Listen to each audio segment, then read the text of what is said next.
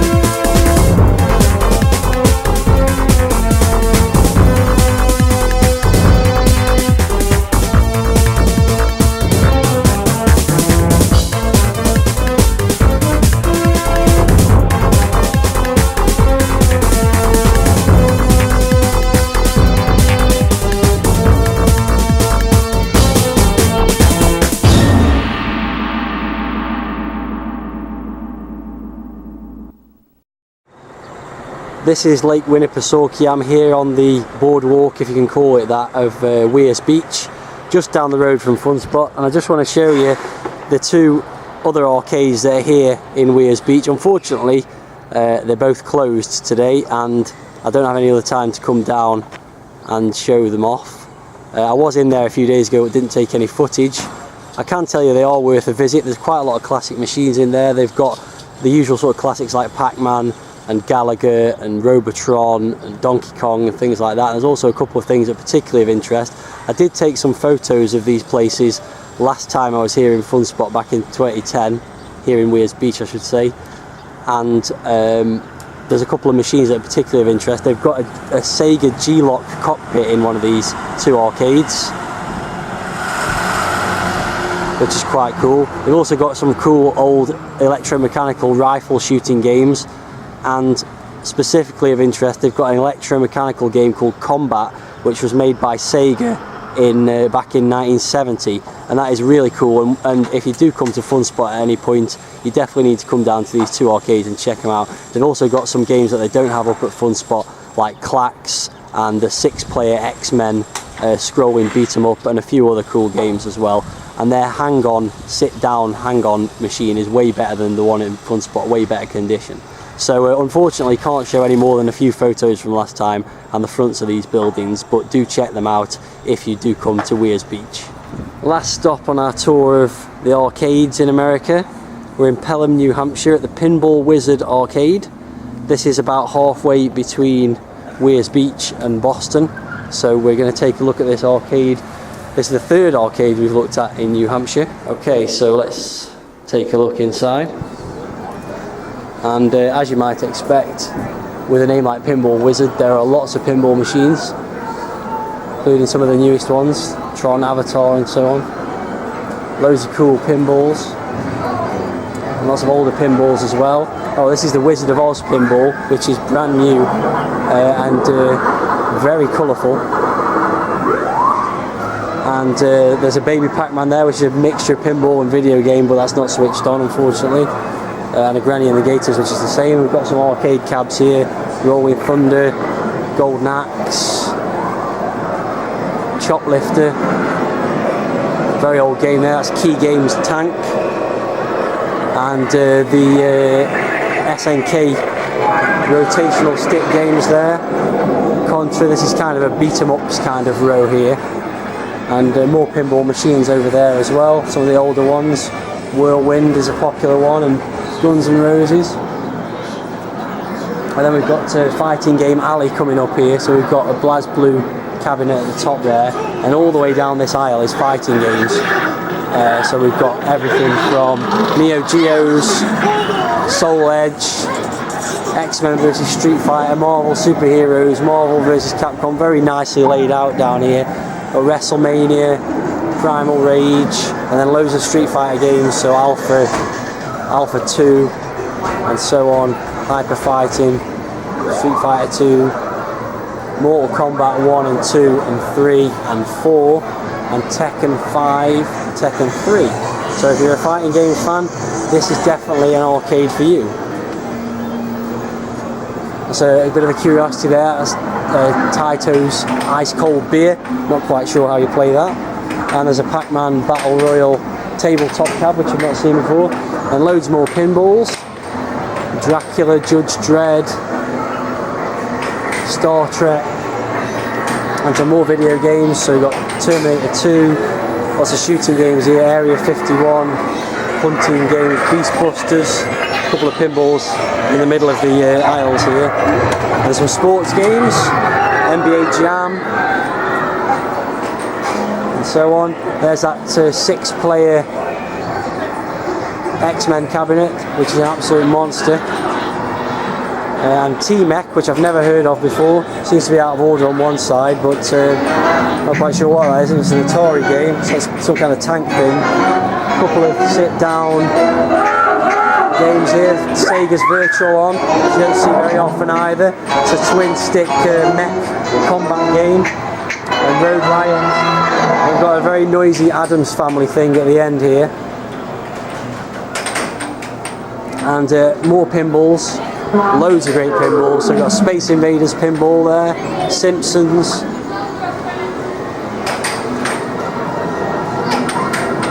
A couple of Star Wars pinballs here, flanking a Super Mario Brothers. And we've got a line of classic cabs down this side, so we've got pretty much all the classics here: Defender, Hubert, Gorf, Space Invaders, Dig Dug, Burger Time, Crystal Castles, Tempest, Frogger, Millipede, Centipede, Asteroids, Asteroids Deluxe, Blasteroids, just to complete the set there, Popeye, and of course Donkey Kong, Donkey Kong Jr., Gallagher Games, a couple of Ms. Pac-Mans, and a Pac-Mania, and a Pac-Man, and more pinball. There's Kiss Pinball there, this chap's playing, and a little mini Pac-Man cabaret as well, which is always good to see. And moving around, quite like this game, had to go with this earlier. This is Hot Rod by Sega, and it's kind of 4-player, kind of like micro machines, I guess you'd say. That's fun, and a nice looking cabinet, takes up a lot of space though. And then up this aisle we've got some token games, we've got some little tiny pinball machines here, kids version, Super Mario Mushroom World, and more videos. So we've got Joust 2, Mac 3, which is a Laserdisc game, Galaxians, Mappy with its humongous marquee, and Marble Madness, Tetris, Arkanoid, complete with Spinner of course, Atomic Punk 2, which looks like Bomberman to me, Wacko, which has got this weird sort of sloped cabinet, you can't really make it out, but yeah, the whole cabinet's sloped, which I'm sure they thought was a good idea at the time. And great Konami cab there, Gyrus, Missile Command, Bump and Jump, Rygar, quite a lot of games here that they don't have at Funspot, that's quite cool. Tron, nice Metal Slug X dedicated cab there, and Timber once again. And we've got a Super Sprint and some Skee Ball. Something for everyone really in this arcade, because there's some modern games as well as some older ones. There's some more classics here: Lunar Rescue, Frontline, Elevator Action, Jungle Hunt, Mr. Driller. I've never played that in an arcade before, that's going to be changed momentarily. F-Zero is a Nintendo Super System cabinet, so it's got some SNES games on basically, Mario World and so on. Right next to that is Super Mario Brothers, and a Playtrace 10, and Road Fighter, which is a cool Konami game that you don't see too often in the arcades, well not at all in fact until now. And Circus Charlie and classic R-Type. And there's a few other interesting things in there, Daytona and so on, driving games, various ticket redemption things. And one thing I missed out, because I seem to have missed it on one of the aisles. So just quickly, just to complete the set, because there's been one in every arcade I've visited so far, and this one is no exception. We have Tapper. So no doubt I'll have to have another game on that just to complete the set. Also forgot to mention I had a game of Donkey Kong earlier, got the high score 58,000. So that's the Pinball Wizard arcade, great looking place. Time to play a few games now. We've got about half an hour before I have to go and drop off the rental car and catch a flight home. So I hope you've enjoyed this journey around the arcades of America, and I think it's fair to say if you want a place to go to where you can play lots of classic arcade games, then New Hampshire is the place for you. Just wanted to pick out a little rarity or two around here.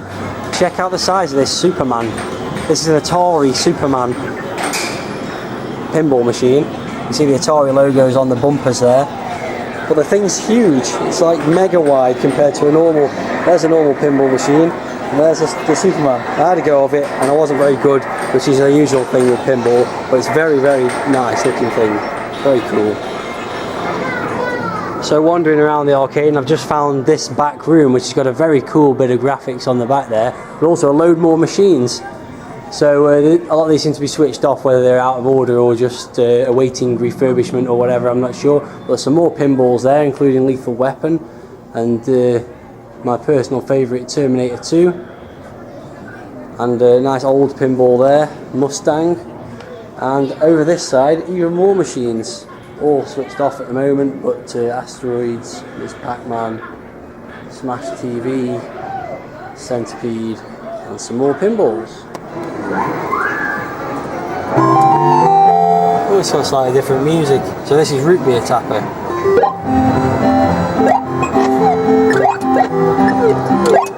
Oh, dry. Well, pretty much it's otherwise exactly the same. It says root beer at the top instead.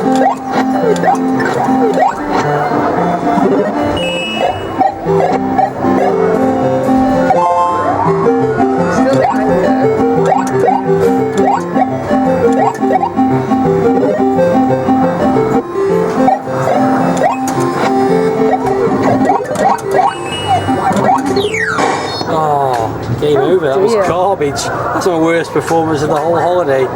Never mind. Where's been your best tapper experience? My best tapper experience was definitely, funnily enough, the first one. I don't think it got any better than that, did it? Oh no, maybe Barcade in New York was my best tapper experience. That's score-wise, environment-wise? No, it wasn't in Barcade actually. It was in Barcade New York was the best environment, but in the Game Galaxy in Nashville was actually the best score. Okay.